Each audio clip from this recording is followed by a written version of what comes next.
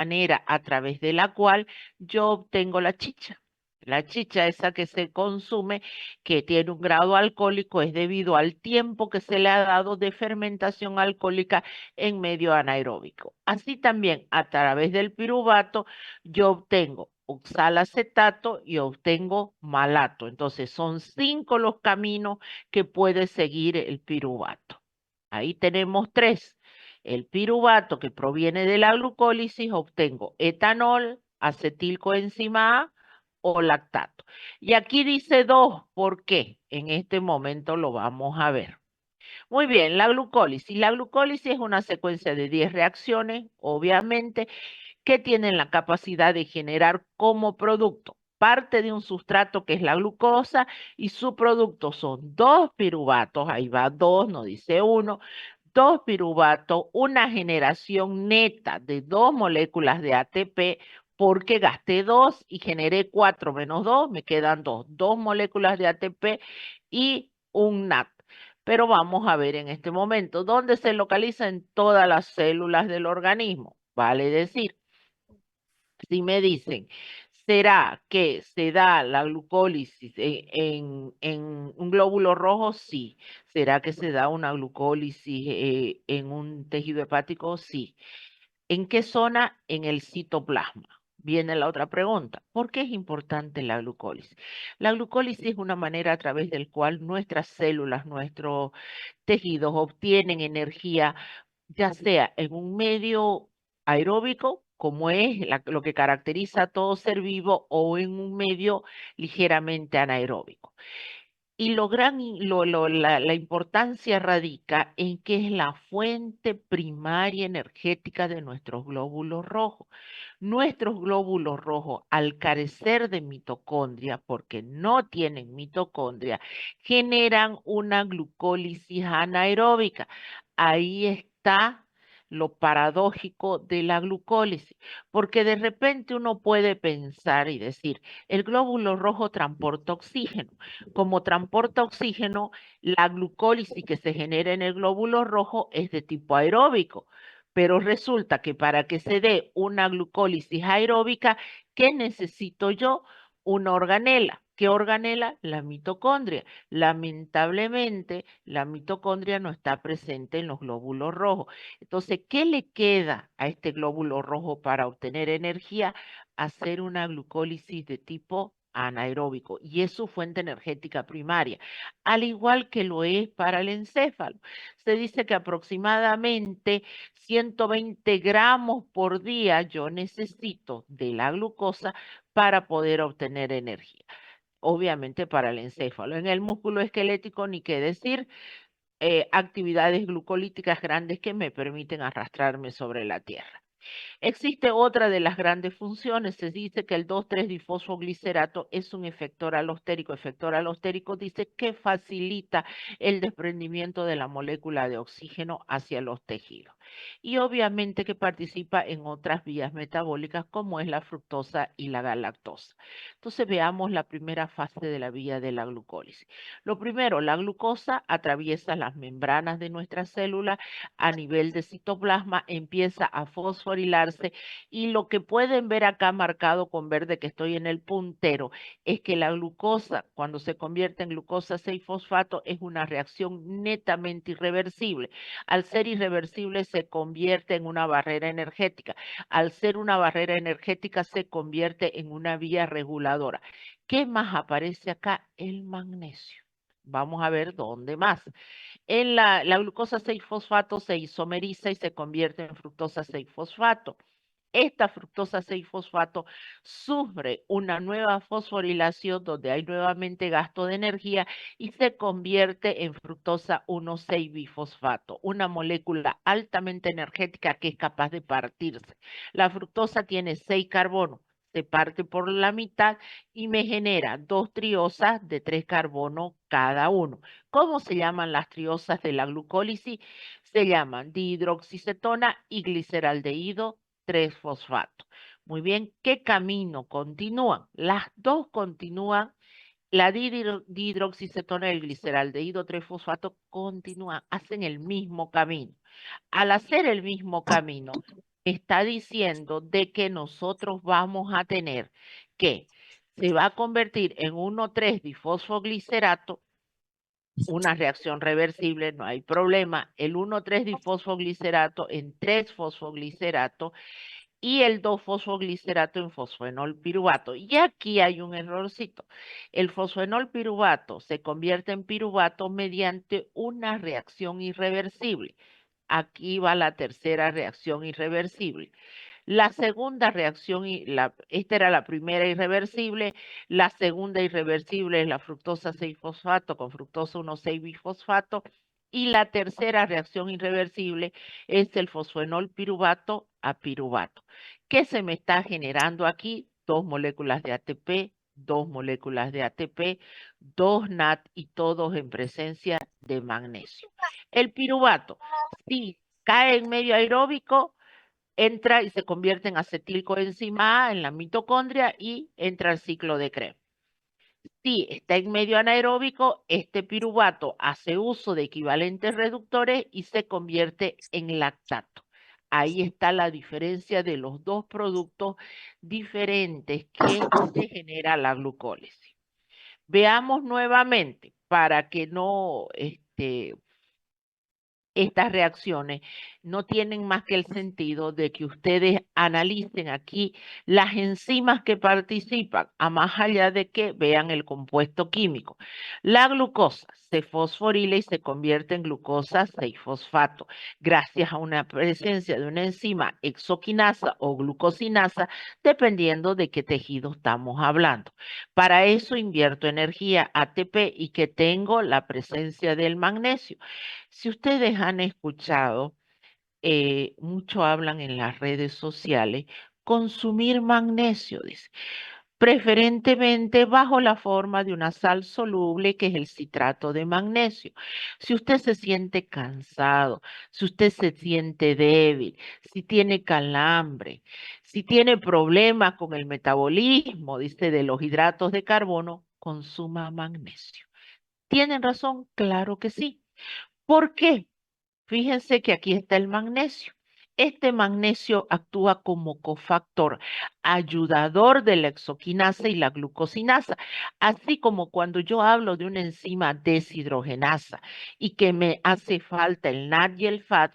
Ahora, una exoquinasa, una glucosinasa va a poder potenciar su acción, va a poder cumplir su función catalítica siempre y cuando esté presente el magnesio en concentraciones adecuadas.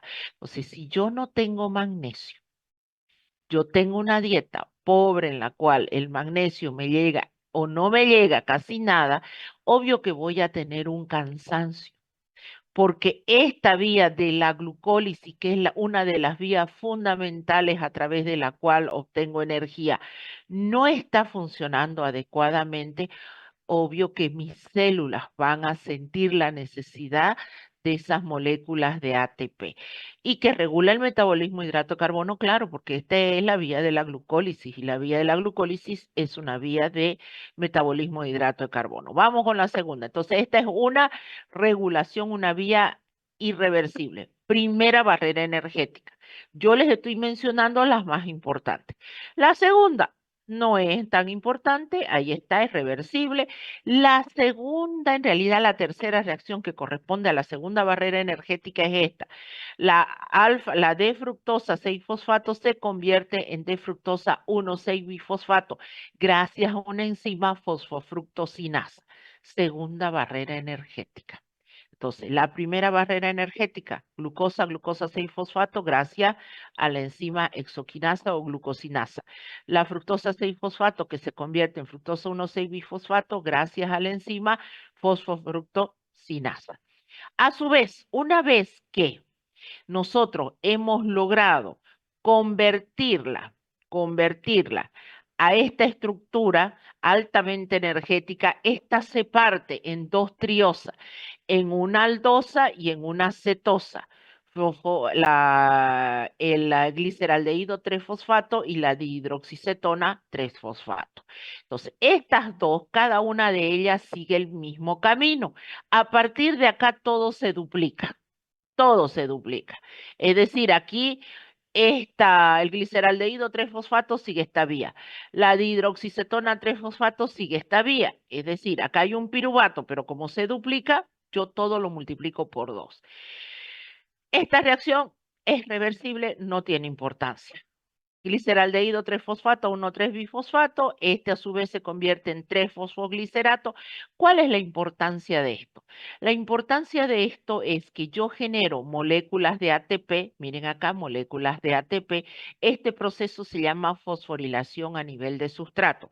¿Qué es la fosforilación a nivel de sustrato? Es la obtención de moléculas de ATP independientes de la cadena respiratoria y fosforilación oxidativa. Entonces, si me preguntaran en un examen, ¿qué es la fosforilación a nivel de sustrato?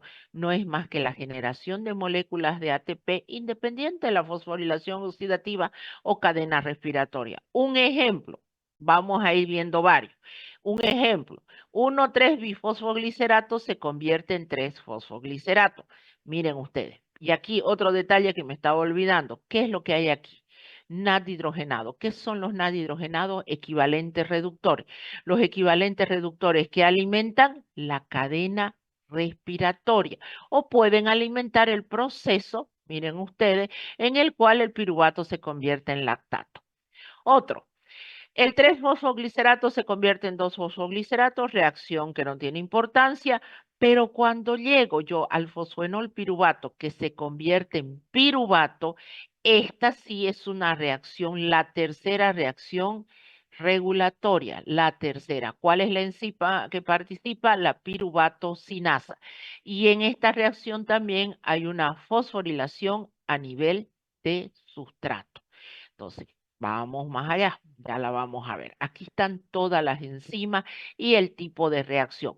¿Dónde le aparece con negrilla? Lo que nos interesa. Primer paso regulatorio de la vía. Glucosa 6-fosfato, glucosa que pasa a glucosa 6-fosfato, gracias a la enzima exoquinasa o glucosinasa. La otra, el paso o la formación de la fosfofructo 1,6-difosfato fructosa, espérame un ratito, aquí está, aquí, 1,6, fructosa 1,6-bifosfato, el segundo paso limitante, que ya estaba como trabalengua, que es gracias a la enzima fosfofructosinasa, segunda barrera energética. Y la tercera barrera energética regulatoria es cuando el fosfoenol piruvato se convierte en piruvato gracias a la enzima piruvato sinasa. Listo, ahí están las tres cosas importantes que hay que recordar. La regulación ahora de la glucólisis. Ya vimos cómo se convertía la glucosa en piruvato y sus tres vías regulatorias. Ahora viene la pregunta, ¿cómo se regula la vía? No se olviden que las vías metabólicas se regulaban, concentración de sustrato, concentración de producto, enzimas alostéricas y cuestiones hormonales. Entonces veamos qué me permite regular esta vía. Primero, las tres enzimas alostéricas reguladoras de la vía, las que sí me tengo que recordar. Las demás no importa. Pero, ¿cuáles son las vías que contribuyen a regular la vía metabólica? La exoquinasa, la fosfofructosinasa y la piruvato sinasa. Listo. Las tres vías que son irreversibles. Muy bien. La exoquinasa. La exoquinasa se va a inhibir, se va a parar, va a dejar de funcionar cuando hay un exceso de glucosa 6-fosfato. Hay demasiada glucosa 6-fosfato, la enzima se para. Es como que dice, basta, ya no, mi cuerpo no va a necesitar más energía, hasta aquí llegamos. Sin embargo, la piruvato-sinasa y la fosfofructosinasa tienen como regulador un mensajero, el AMP, el adenosín monofosfato. Este suele aparecer en mayor cantidad cuando hay una producción baja de energía. Entonces, ahí nosotros vamos a ver la regulación de estas dos enzimas. Y ni qué decir. Si la vía de la glucólisis es una vía exergónica, liberadora de energía, entonces, ¿quién es uno de los entes reguladores? El ATP. Si mi cuerpo tiene la energía necesaria, suficiente ATP, la vía de la glucólisis se para.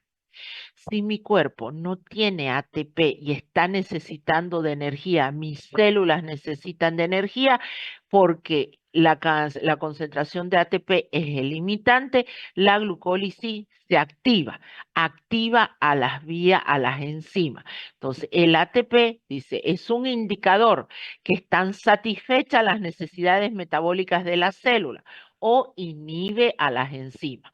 Entonces veamos un cuadrito de lo que acabo de mencionar. Exoquinasa, fosfofructoquinasa y piruvato-sinasa. Los inhibidores, glucosa 6-fosfato, ATP, ATP en ambos casos, citrato en la fosfofructosinasa y en la piruvato-sinasa, acetilcoenzima A. Activadores, fructosa 2,6-bifosfo, bifosfato o el AMP, que habíamos dicho, el AMP, que es un marcador de baja cantidad de energía. Otro control, la fosfofructosinasa, principal enzima de control del flujo de la glucólisis a nivel del músculo. Además, obviamente, nuevamente el ATP me va a activar, dice, me va a inhibir a la fosfofructosinasa si está en altas concentraciones y si está en bajas concentraciones, más bien va a provocar una glucólisis activa. Muy bien, vamos con las hormonas. Ya hemos visto las tres enzimas reguladoras y quiénes son los que me favorecen a que estas enzimas se potencien o se inhiban en el cuadrito que acabamos de mencionar. Vamos ahora a los mecanismos reguladores hormonales. ¿Qué hace la insulina? Eso ustedes lo conocen, lo han estudiado en la parte fisiológica. La enzima que es segregado por las células betas del páncreas tiene una actividad activadora de la glucólisis. Cada vez que la insulina eleva su pico, permite que la glucosa pase dentro de la célula, abre la puerta, le abre la puerta, si quieren verlo así, de la glucosa a la célula y se produzca la glucólisis. Entonces, la insulina es un potenciador de la vía glucolítica. Dice, por eso promueve la entrada de la glucosa en las células musculares y en las células adiposas. El glucagón es segregado por las células alfa del páncreas como respuesta a un bajo nivel de azúcar sanguíneo durante un ayuno, que puede ser prolongado o no. ¿Sobre quién sabe actuar esta hormona? ¿Quién es su órgano diana? Su órgano diana viene a ser el hígado. ¿Qué es lo que hace el glucagón? El glucagón estimula la degradación del glucógeno e impide su síntesis. Vale decir, mi cuerpo necesita energía, tengo que degradar al glucógeno, entonces se activa el glucagón. Además, este glucagón favorece la gluconeogénesis o síntesis de glucosa a nivel y en este caso me para la vía de la glucólisis. Dicho de otra manera, sencillo y rápido. La insulina potencia y el glucagón deprime. Vamos con lo que corresponde a la acetilcoenzima A. Muy bien. ¿Cuál es la puerta de entrada al ciclo de Krebs? La puerta de entrada al ciclo de Krebs es la acetilcoenzima A. Yo obtengo piruvato de la glucólisis y el piruvato se convierte en acetilcoenzima A y la acetilcoenzima A es la puerta de entrada al ciclo de Krebs. Muy bien, ahora viene la pregunta. ¿Por qué la acetilcoenzima A se considera una encrucijada metabólica o por qué la acetilcoenzima A bioquímicamente es importante? Primero, ¿cuáles son las fuentes generadoras de acetilcoenzima A? Carbohidratos, grasas, proteínas, mediante un proceso oxidativo. La oxidación de carbohidratos me genera acetilcoenzima A. La oxidación de grasas me genera acetilcoenzima A. La oxidación de proteínas me genera acetilcoenzima A. ¿Se acuerdan que lo hicimos en pizarra? Esta acetilcoenzima A puede entrar al ciclo de Krebs. Primero, puede sintetizar colesterol, puede sintetizar ácidos grasos o puede sintetizar cuerpos cetónicos. Por eso es que se considera una encrucijada metabólica. ¿Cuándo se dice que es una encrucijada metabólica? A ver, haga de cuenta que usted está allá en el Siete Calles y se para en la mitad. Es verdad, no son las 7 calles que hay, pero hay como 4 alrededor, si usted se da cuenta. Si usted se para en el centro y mira derecha, izquierda, a un costado, al otro, ¿qué es lo que va a encontrar? Diferentes caminos a través de los cuales se puede dirigir norte, sur, este y oeste. Entonces, eso, el hecho de que usted esté parado en el centro, se definiría como una encrucijada metabólica, porque le va a permitir, en este caso, obtener diferentes productos. El piruvato es una encrucijada metabólica, sí, lo acabamos de ver. La acetilcoenzima A es una encrucijada metabólica, sí, aquí lo estamos mencionando. Muy bien, el piruvato se convierte en acetilcoenzima A. ¿Cómo se llama ese proceso? Este proceso se llama descarboxilación oxidativa irreversible del piruvato.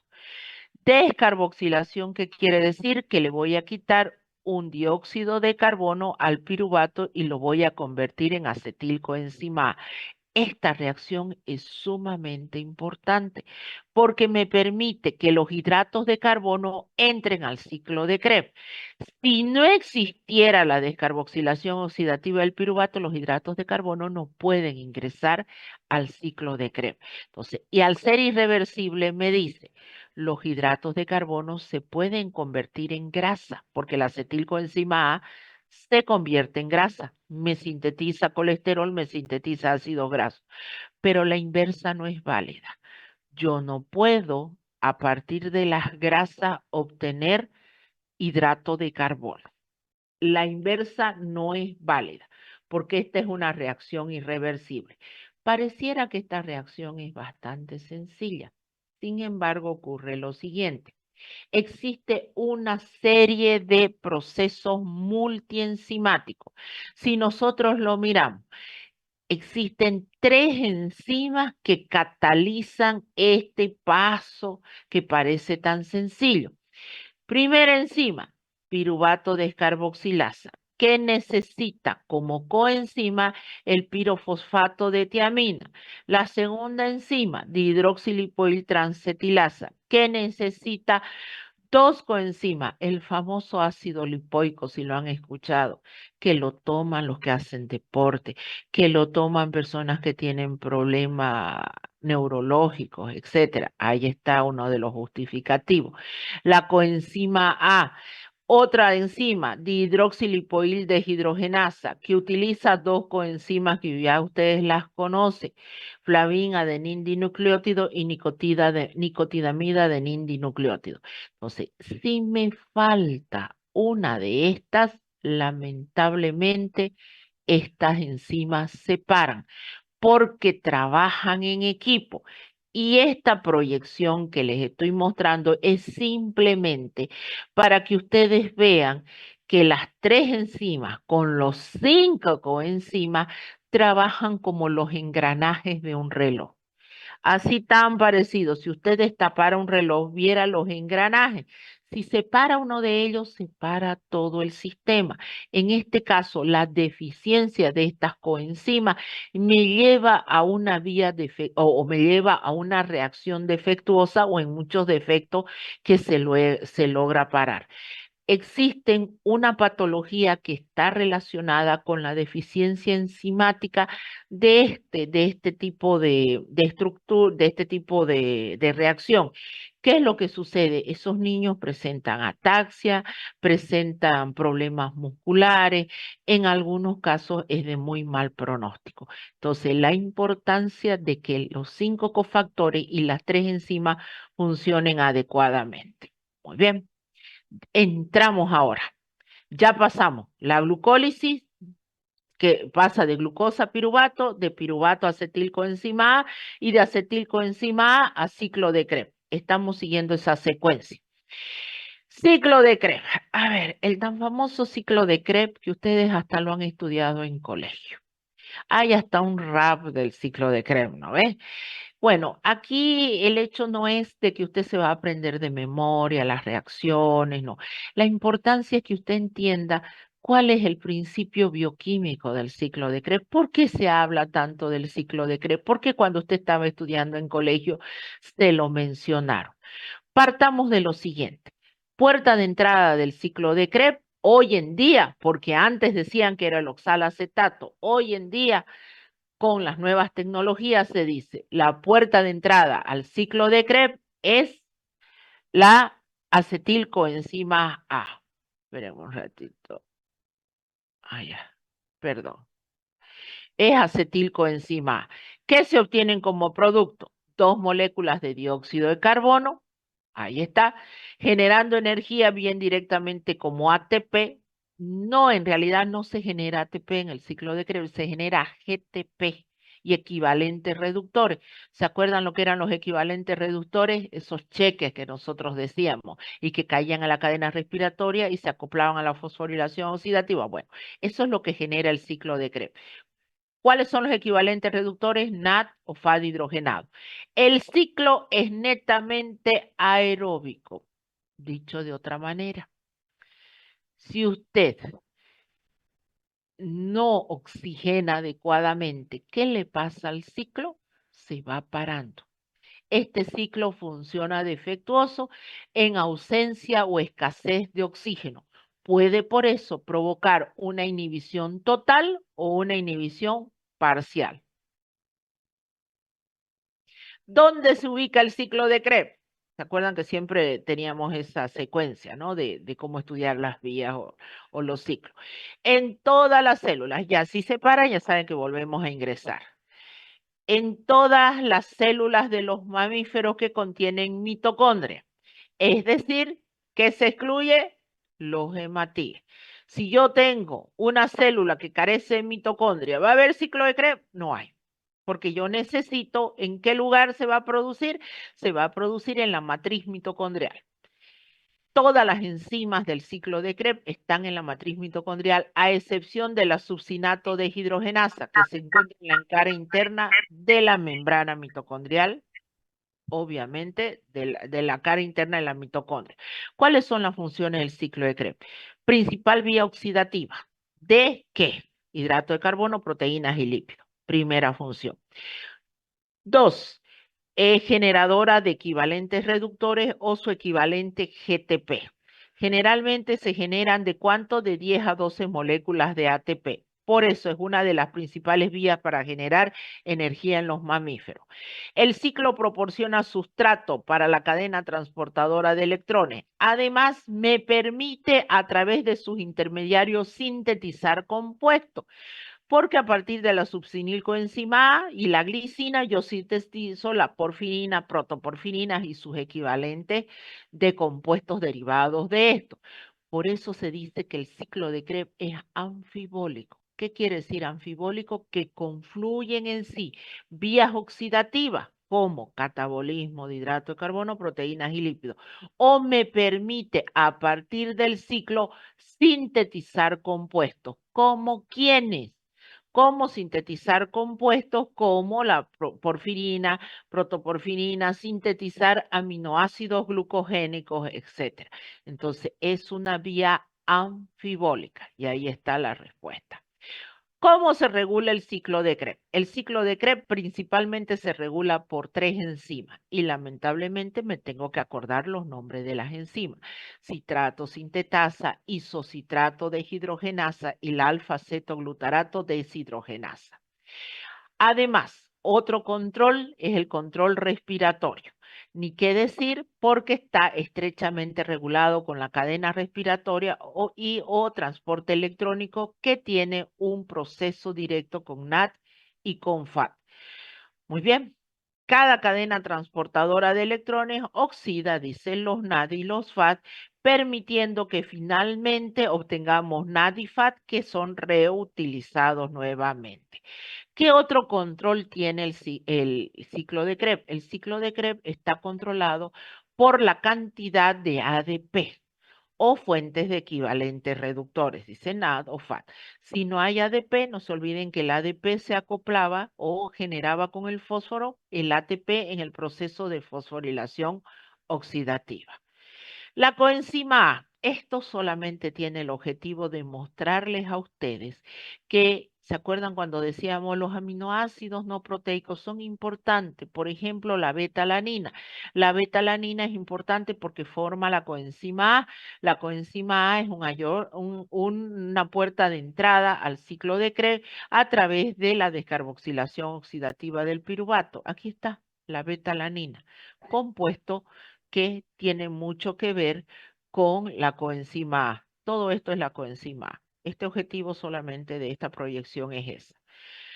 Ahí tienen el ciclo de Krebs.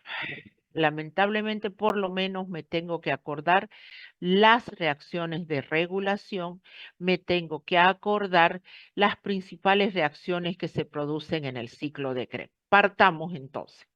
Acetilcoenzima A con el oxalacetato, que me genera citrato por una reacción de condensación. ¿Cuál es la puerta de entrada al ciclo de Krebs? Acetilcoenzima A. El citrato se isomeriza o se convierte en isocitrato. Este isocitrato sufre un proceso de deshidrogenación gracias a esta enzima que es reguladora. Aquí va, aquí va una enzima reguladora, acá va la segunda enzima reguladora. ¿Y qué es lo que está saliendo en la deshidrogenación? Está saliendo NAD hidrogenado. ¿Qué son los NAD hidrogenados? Los equivalentes reductores alimentadores de la cadena respiratoria. Estos salsucinatos se convierten en alfa-cetoglutarato mediante una descarboxilación simple donde yo arranco dióxido de carbono.